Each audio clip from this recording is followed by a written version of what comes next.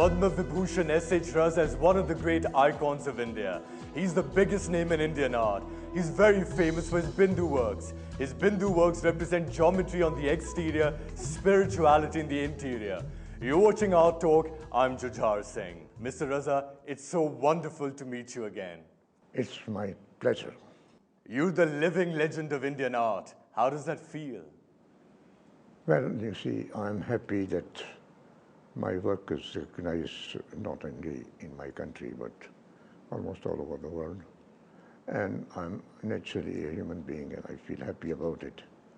You hold the record price for Indian art. Your painting Saurashtra sold for over 16 crore in the year 2010. I want to ask you, what is it about your art that sets you apart from the other Indian artists? I feel that the question is, I had done a solitary personal research in painting, trying to understand what is Indian art, what is traditional Indian art, what is international art. I have tried to come to my own personal vision and expression. I'll just quickly summarize your earlier works. In the 1940s, you were painting Indian landscapes and townscapes. In the 1950s, you moved from India to France. You met and you married a fellow artist, Janine Mogila. You were also in the 1950s drawing European landscapes and cityscapes. In the 1960s and 70s, your works became more abstract. And then in 1980, there was a major turning point in your life and in your art. What happened in 1980? 1980, I realized that there was something missing in my painting. And during the year 80s, I tried to find out what. And I said that, well, these are influences of European art, but what about your own tradition, Raza? You were asking, where's the India in my art? Where is India in my art? Yeah. And I'm trying to realize and find out what elements could be introduced. So there comes Bindu, Surya, Panchtattva, and many other things which are very important in Indian thought. So that's how the Bindu works came about in 1980. But I want to ask you, because you were first acquainted with the Bindu, the dot, when you were in school. What's the story over there? Well, it's very interesting. A teacher of mine in Mandla, knowing that I am not very much interested in the studies, he said, look, you are going to stay here and I will give you a lesson which may help you. I was afraid, but I stayed on.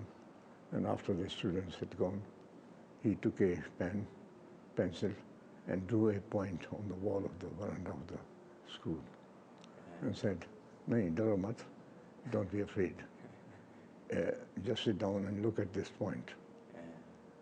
You forget everything. Only look at this point. This is called Bindu, and it contains the truth which I think we all have to search, everyone in our own way." I was relieved. He went away, washed himself, changed the clothes, and he came back. You kept staring at the Bindu at the time.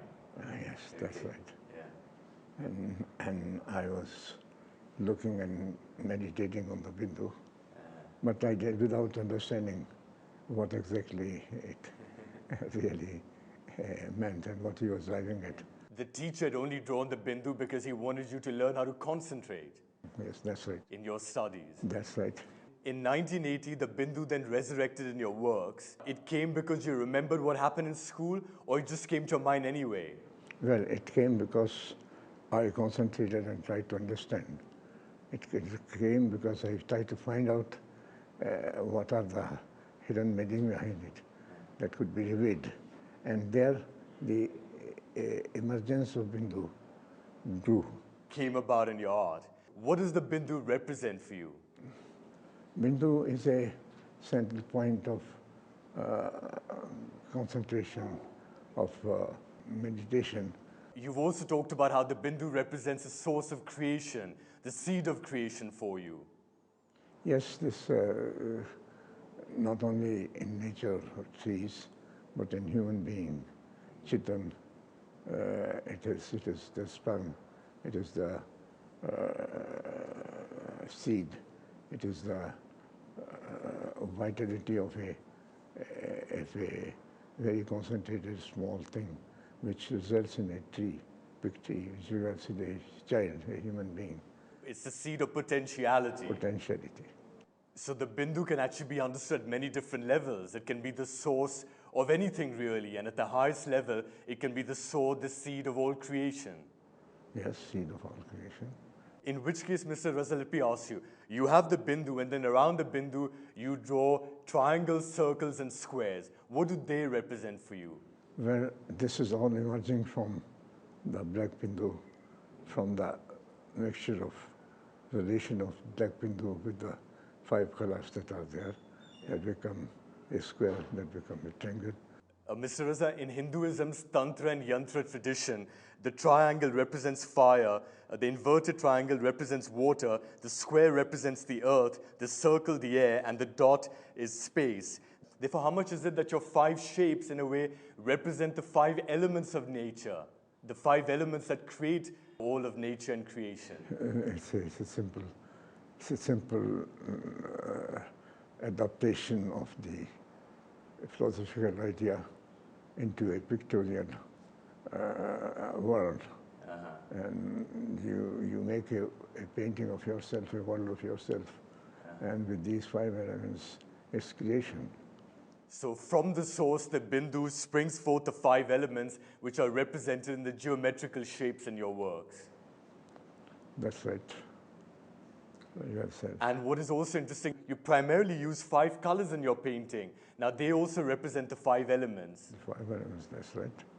Of course, again, in Hindu thought, fire is represented by the color red, water by white, earth by yellow, air by blue, and space can be multicolored, so it can be black as well.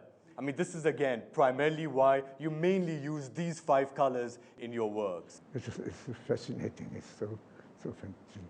And then to link it up with Indian philosophy is something colossal, you see. Mr. Raza, let me try and summarize this then. Number 1, the Bindu along with the triangles, the squares, the circles. And number 2, the 5 primary colors you use represent the creator, the seed, and the creation. That's right. That's right. In the intellectual sense, in the practical sense also, but in the sensibility, the sense, with senses. It's not with intellect only. It happens with feelings. You're unique and profound as an artist. Your kindness. I have done in a modest manner what I could do, and I'm sure that there would be others who would be going on the search further. In Tantra and Yantra, these geometrical shapes also are tools for concentration and meditation. How much should we be looking at your works in a similar way as well? I have look at a blank canvas 1 or 2 hours before I start drawing it with even pencil. A concentration is necessary. You meditate through your paintings.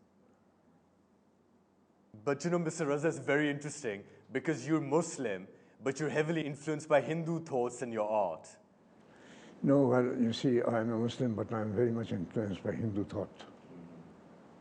And it is not by showing that I'm a Brahmin or a Muslim or a Hindu or a Shia. It is a question of showing discreetly the essence of these Hindu ideas in your work. I also believe that you read the Holy Gita and the Ramayana, and that you also have been visiting a mosque and a temple and a church every week.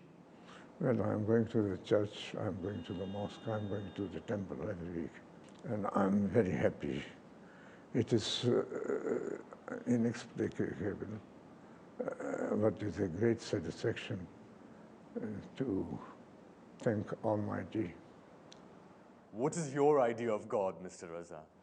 God is a reality of mind and heart.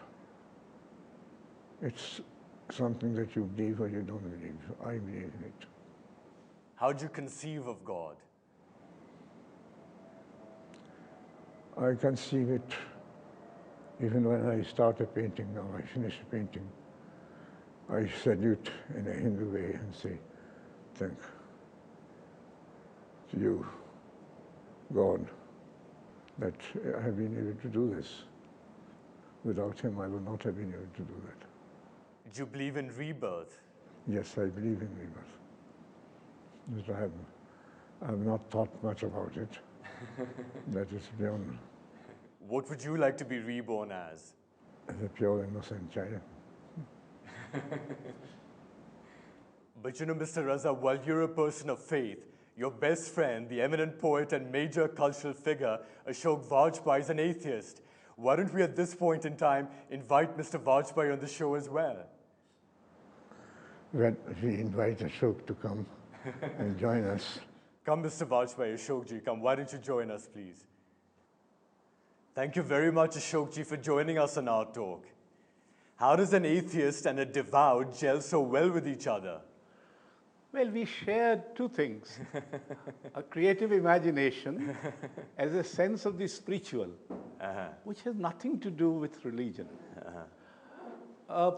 Spirituality meaning a sense that you are part of a larger reality. Spiritual in the sense that we are connected with each other. Spiritual in the sense that we are responsible for each other. Spiritual in the sense that we are here to do something noble and good. That's what a spirituality is for me, and that's what a spirituality is for him.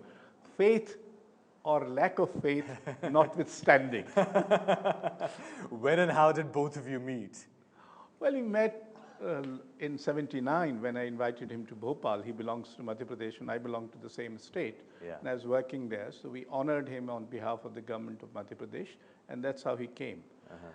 And it was at that time that I had published my first book of poems, a little before that. So I gave him a copy. You, in fact, introduced Mr. Raza to Hindi poetry, didn't you? Oh, well, he was already introduced to poetry by his school teachers. Yeah. But at that time... But in a serious way. Yeah, I mean, I gave him a lot of books of Hindi poetry, which he started reading and started reacting. In fact, he took one of my poems, Ma Laut Kar Jab Aaunga, to be a title of his, one of his iconic works. And Mr. Raza, you know, this is obviously a very incredible friendship between both of you. I believe even now, every evening, you meet each other over cheese and wine.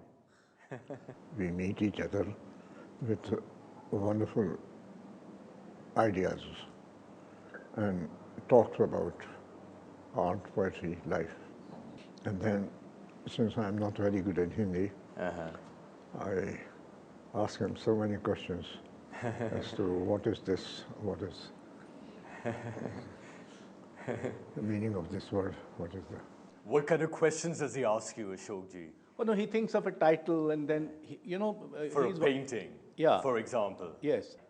He is one of the very few painters, perhaps the only one of that category, the highest category, who has given titles to his paintings in Hindi. Yes. They are then translated into French or English or whatever. That is one. And two, he is one of the few painters who has used lines of poems on the canvas itself. Yes. Apart from my poems, have been poems of Faiz and Ghalib and Kabir and Kedarnath Singh, etc., etc. So there are several of his works which have those inscriptions. Inscriptions. Yes. But you know, Ashokji, you've written several books and poems as well on Mr. Raza. Why don't I ask you, which one of them would you like to recite for us now? Well, I wrote a long poem when he turned 80. I'll just read an extract from it, because that's very interesting, and that really sort of relates to his Cité d'Aquan days. That is when he was living in Paris. समय बचपन नहीं है, उसमें सजाए तो जा सकते हैं खिलौने, बीज, पत्थर, धागे और चिंदियाँ, लेकिन वह उन्हें सहेज कर न रख पाता है, न याद ही कर पाता है। समय प्राइमरी स्कूल की देहाती इमारत का बरामदा नहीं है, जिसमें तुम्हारे अध्यापक ने दीवार पर एक बिंदु बनाया था और तुम्हें सब कुछ भूलकर उस पर नज़र एकाग्र करने को कहा था। तुम उसी दूर के बिंदु को बार बार छूते हो और तुम्हारे छूने से ही उपजता है सारा संसार. This is an extract. Okay, one said very quickly for the benefit of our non-Hindi viewers, what's the gist of what you wrote over there on Mr. Raza?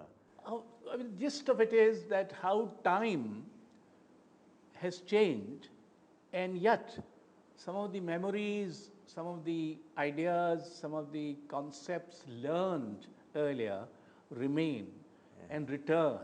And return in Like the Bindu. like the Bindu, for Yes. instance. Although this is no longer the veranda of a primary school. Yeah. You are in Paris, and yet that Bindu returns. Yeah. So the whole idea was that how a life and time and memory and painterly language get all mashed up Yeah. into something which is Raza. How moving, Mr. Raza. What do you say to Ashok ji? Well, when Ashok speaks, I must keep quiet. Yeah, he's a very eloquent man. He's known for being very eloquent. Well, I mean, in the sense that as just he's very eloquent in colors. Yeah. So his language is a language of color. He speaks very eloquently through colors. I speak eloquently through words because after And all, how eloquently put as well now. well, so that's what also causes the companionship. We, in a manner of speaking, he is almost 20-year elder to me, Yeah. but he has always treated me with great generosity and kindness.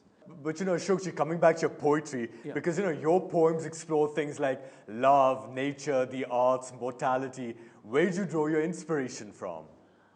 Well, I have great faith in word, just as Raza had great faith in color. He's a colorist, I'm a wordist. So I draw my faith basically from words. I have great faith in word. But I want to ask you one more thing because, your poems also talk about a lot of what could be spiritual ideas like infinity, eternity, rebirth. How do you reconcile with the fact that you're actually atheist? Well, as I told you, Yeah. I believe in a godless spirituality. What is godless spirituality? This is what it is that I described, that you are part of a larger reality, that you are not confined to your own time, that there is such a thing possible as eternity, that through art, poetry or painting, you touch not only time, you don't only explore time, but you also touch the timeless. And these are all, in a sense, spiritual ideas. You don't have a special faith, but you sort of long for one?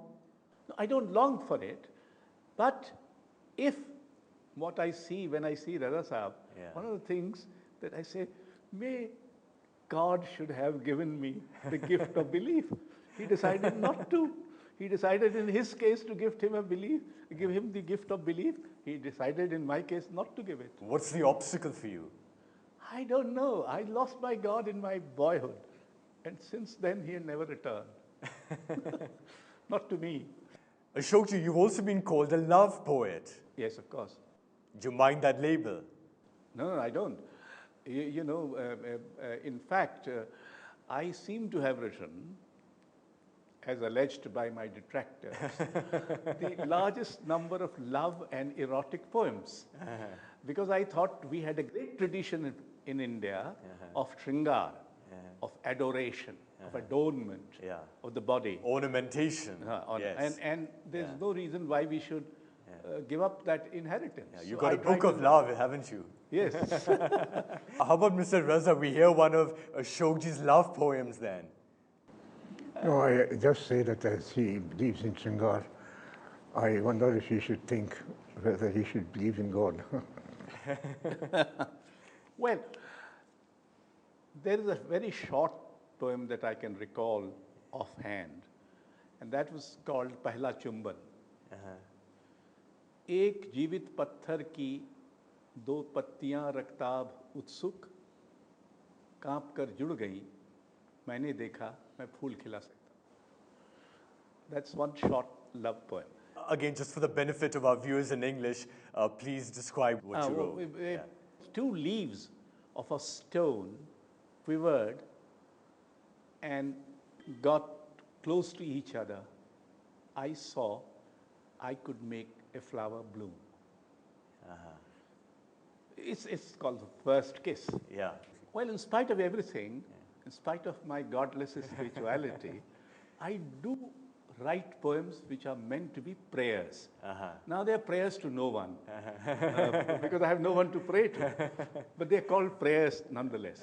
You're trying to redeem yourself. So, yeah, maybe, if it ultimately turns out that there is one, he would perhaps pardon me, because after all, I have written some poems. Okay, we'd love to hear this. करो प्रार्थना, करो प्रार्थना कि हरी पत्तियां कुछ दिन और हरी रहें, पक्षियों की आयु कुछ लंबी हो, बहुतों के घर जीवन में इतनी देर अंधेरा न रहे, सुरक्षित चकाचौंध में बहुत दिनों तक रह न सकें अत्याचारी और आत्ताई, बच्चों में चीज़ों का लालच बहुत न बढ़े, विचार के गलियारे इस कदर सूने न रहें, इतने पथारे न हों स्वप्न दृष्टा, बूढ़े न हों इस कदर निस्सहाय, और युवा स्त्रियां इस तरह बेबस। करो प्रार्थना, प्रार्थना करो कि शब्दों पर भरोसा बना रहे और किसी भी हालत में वे कम न पड़ें, कि सहायता की हर पुकार का तुम उत्तर दे सको, कि साधन भले कम पड़ जाएं, देने की इच्छा में कमी ना आए, और दुनिया की तेज़ रफ्तार से भले हम कदम न रह सको, पर चलने का संकल्प न घटे। करो प्रार्थना कि टुच्चे लोगों से भले न बच सको, अपने टुच्चेपन से बचे रहो, और जीवन की तरह मृत्यु में भी कुछ गरिमा हो। करो प्रार्थना। Beautiful, very nice. I can see Mr. Raza is very happy hearing this. Why don't you describe the gist meaning of this? Well, please? I mean, this is pray, and I'm kind of praying that what should happen rather than what is happening. And therefore, I'm saying, let the leaves be green for a longer period. Let the birds have a longer life. Let the dictators and detractors and people who indulge in injustice not remain unpunished, and things of that kind. And then ultimately I say that you should never be short of words. Whenever anyone asks for help, you should be able to answer that call. And even if you can't change the world, and you can't possibly avoid meeting the smallness of other people, be afraid of your own smallness, so that when you die, there should be some dignity in your death. That's it. Mr. Raza, how do Ashokji's poems inspire you in your life and in your work? Well, I'm more interested in Ashok. I have a feeling this is a man who has a firm belief in God, but who is not admitting it. Who is not admitting it. And one day will come, he will admit it. This is very interesting. You have Mr. Raza, who's actually trying to get you toward God and some belief, a faith. Well, I would say that... I'm finding this a very interesting interaction over here, Ashokji. Yes, of course. He's still trying, he's still working on you. Yes, he's still trying. He believes that one day this will happen. I don't know. I have no problem if it happens. But at the moment, I don't see it happening. But Mr. Raza, how do you try and persuade him that there is a bigger, higher power, a conscious power? What do you tell him? How do you try and make it logical for him? It is not a question of reasoning and making anyone change his mind. It's a question of what is happening in him. And I feel that there's something happening in him which would ultimately bring him to the result. Which is what? What's happening within him? That there's a belief that there's God. Are you in denial? He's basically suggesting, Ashokji, you're in a state of denial on God. Well, I have not. But I would say that my poetry is, in a manner of speaking, also a chronicle of faith. Yeah. Faith not necessarily in God, but faith in a lot of other things. It seems to me you're just a step away. I agree with Mr. Raza. You're only one step away. Well, I don't know. That step may be very difficult to take. Well, Ashokji and Mr. Raza, it's been wonderful, it's been fascinating talking to both of you. Thank you very much for joining us on our talk.